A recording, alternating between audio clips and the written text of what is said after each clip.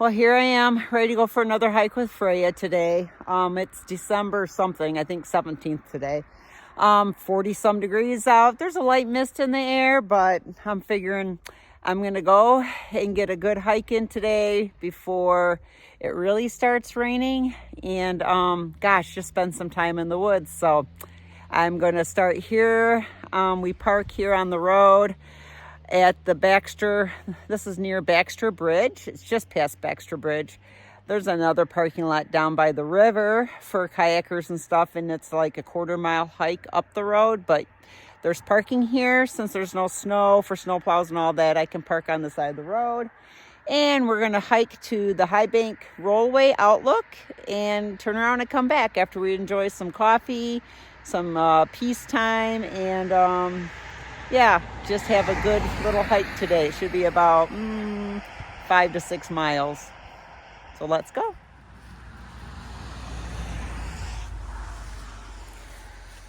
Okay, hike. Good girl, hike.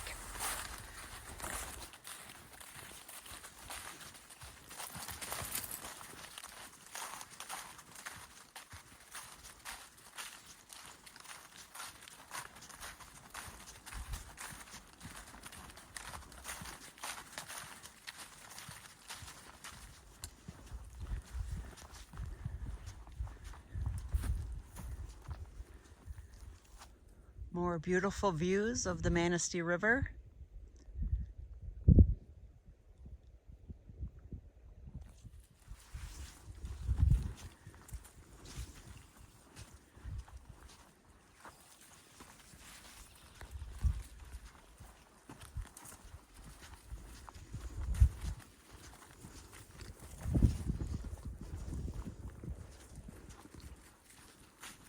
And now we're coming up on one of my favorite spots on this section relatively quickly. This little footbridge across the creek.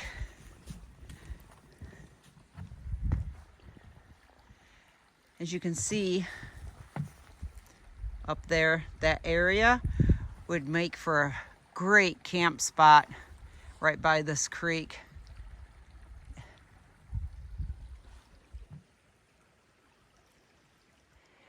I often stop at this little footbridge and put my feet in the water on really hot summer days. Me and Freya will walk down this creek looking for special rocks, and of course I am always looking for heart-shaped rocks, and I think I found one or two out here before, and it's a symbol between me and my son that passed away. And so I always, when I find them, I kiss them and leave them on the trail for him. And I know I've left a couple here for him, so I always take the opportunity to stop and just sit here and enjoy the peacefulness of this creek. And today, I don't think I'm going to be taking my socks and shoes off and going looking for rocks, but I am going to sit here and pause for a few minutes and enjoy the peace and tranquility that this little spot has to offer.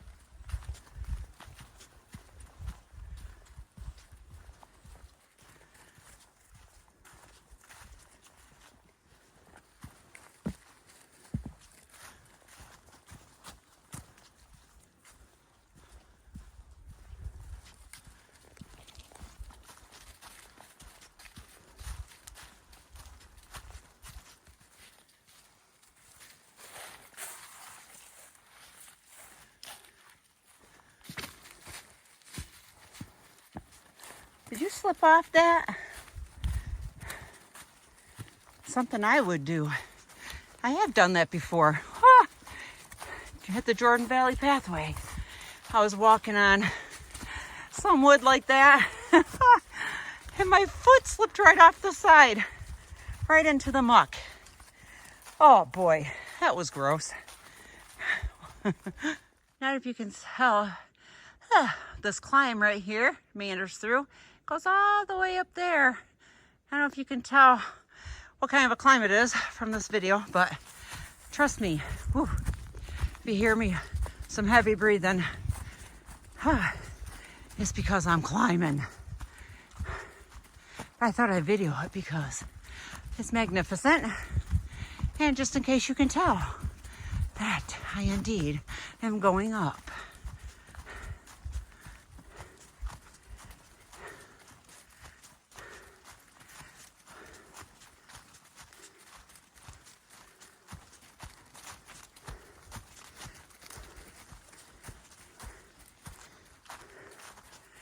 Oh, it's starting to level out. Nice. We'll see if there's a view up here after that climb, right? Ah, and there's the view. The woods. And you can see the trail down there snaking through the trees. So yeah, it's the forest floor. Not the river, but hey, the forest is magnificent and worthy of attention.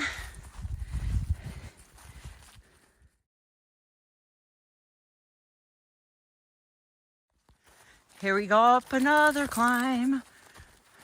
No lack of elevation on this section, that's for sure.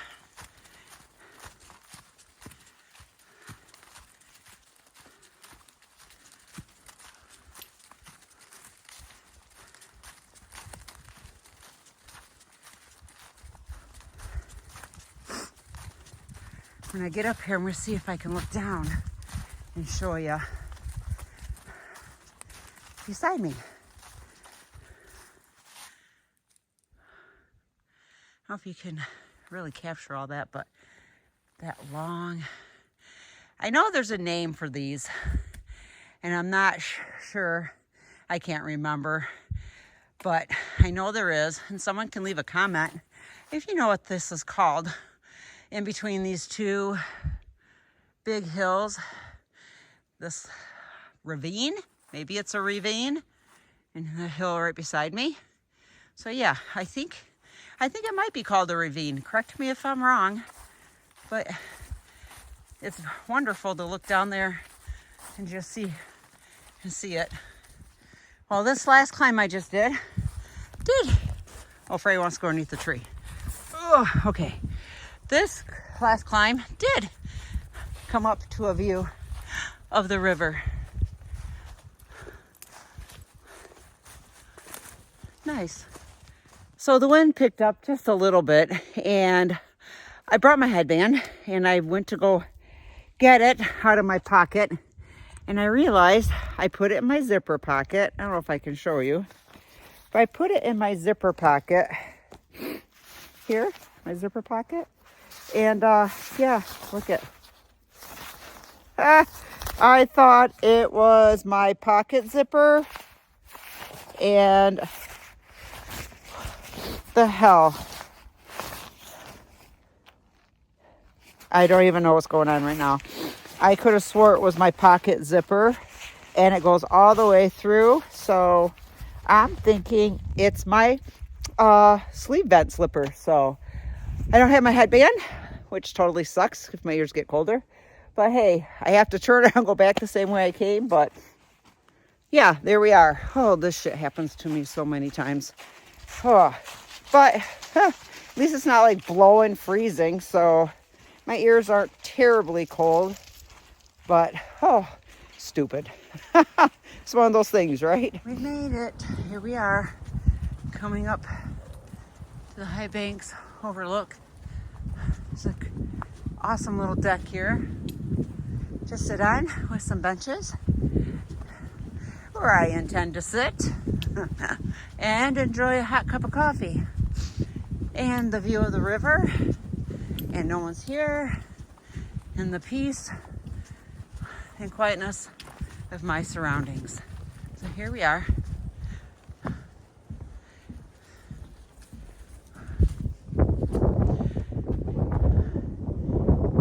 There's the river way down there below.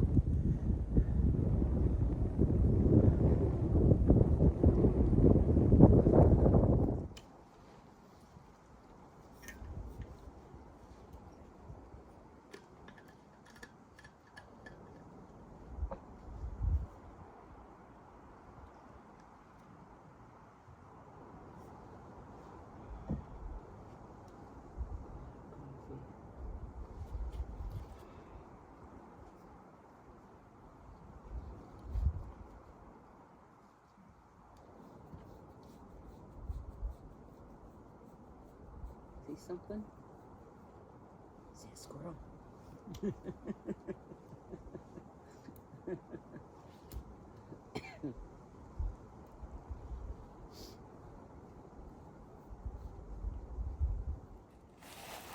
So mystery solved. I took my coat off. And see, my sleeves, they do have vent holes. So when I had it wrapped around my waist, I just felt this zipper. It was open and I thought it was my pocket. Boop, put my headband in there. So then, good thing I stopped and checked, because I checked the other side sleeve and the zipper was zipped closed on this sleeve, and that's where I had placed my gloves. So luckily they were in there nice and tucked in, nice and safe. So anyway, mystery solved. Oh boy, I hope I find that headband, because it is like my favorite biking headband, and I'm gonna be really pissed if I lost it. So hopefully no one finds it before I get back to where I parked, because it had to have fallen out like as soon as I started. But yeah, there we have it. Didn't know what zipper I was working with, so I'll find it. A little bit about this observation deck. You can continue on down the trail that you see there in front of me, and about a 1/10 of a mile, maybe, if that, maybe more, whatever, is the main parking lot for the rollways. And so there's other benches up that way that you can sit at and view, or you can walk all the way up this trail here and come up here to this observation deck. And it's quite a lovely observation deck.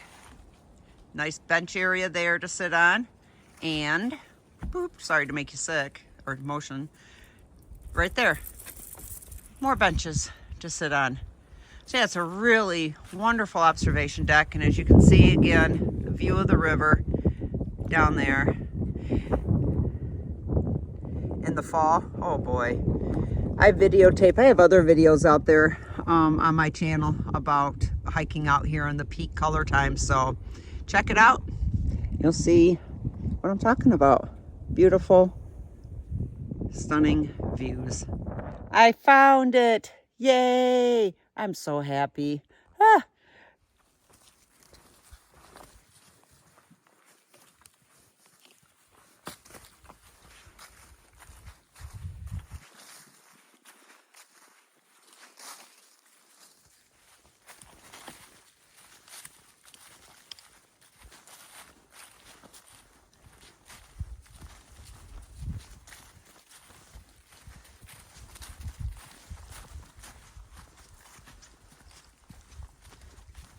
This is a steep downhill. I'm telling you what, wet leaves are no joke.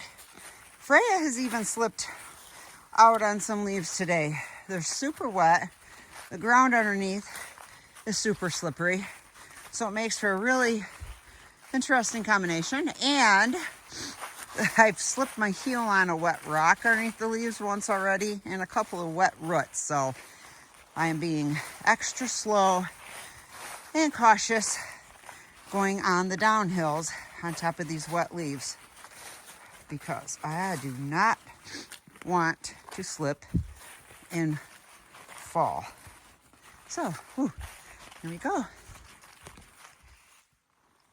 I decided to pull the log out of the box and sign it. Just to write that I indeed was on the trail today and the date. I just think it's probably really useful information for the North Country Trail folks to know who was on the trail and days. And it's fun seeing other names and seeing if anyone else was out here the same day. I don't know if you can see the marsh behind me, but when I hike through sections like this before Yogi's hibernating for the year, it brings out my hey bear, and I start singing a little bit louder when I hike through areas like this. And I know he's not hibernating yet, because we've had a bear that's living in the swamp area that butts up to our property on our front porch. Like, I think it was just last week. We had our bird feeders out thinking, they're gone. We've never had a bear, but we've never left our feeders out during, spring and summer, but whatever. we had our bird feeder on the front porch, and it's like the middle of December, and I'm laying in bed, and I'm like, I hear this thunk, and I'm like, honey, I just heard a loud thunk. And we had a bear on our front porch a couple of weeks before that, and we had taken our bird feeders in, and for some reason we thought, okay, well, it's the middle of December, you know, we can leave it out. Well, we couldn't. And my husband turns on the light, the porch light, and there's the bear laying right beside the porch, nibbling on all the bird seed. A big black bear. So we startled it and it ran off.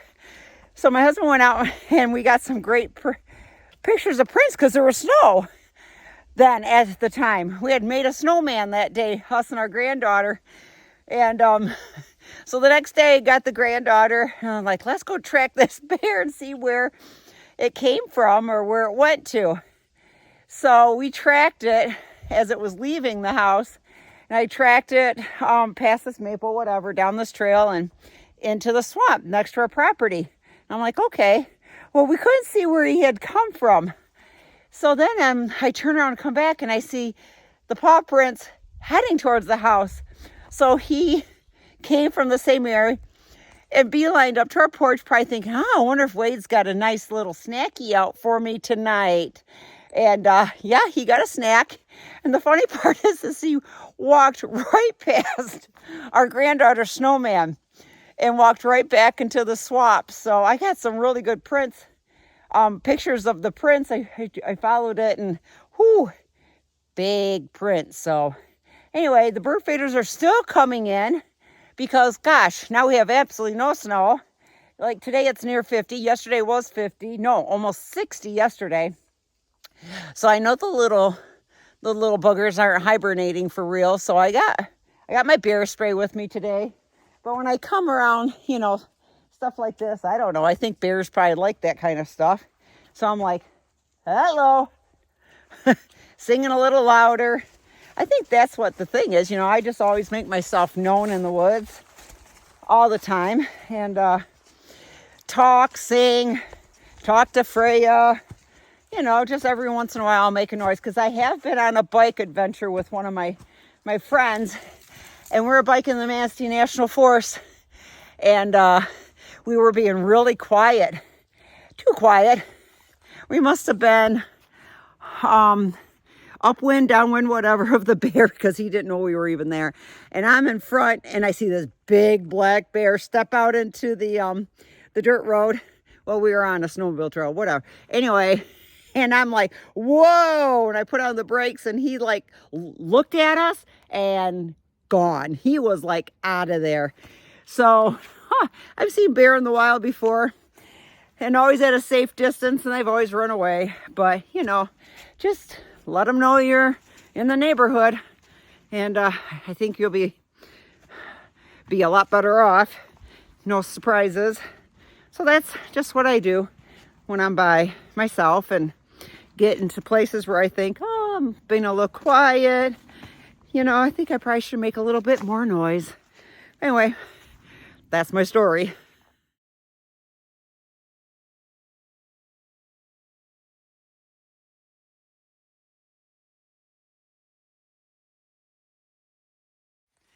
Here we are back at the creek on the return hike back to the car.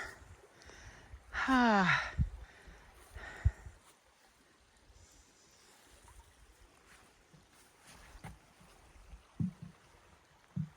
going to walk down here and pause for a minute and just capture some peace for you.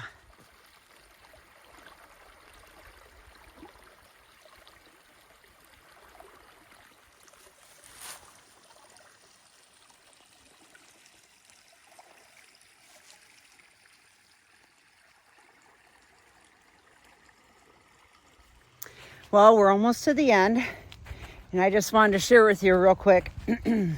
I snowshoe this section as well, and it's marked really good because I've been out here before, and we've hiked, me and my friend have hiked out here, snowshoe hikes, about a mile following other snowshoe tracks, which is fine, but oh my gosh, it's heaven when I can find untouched snow on my snowshoes.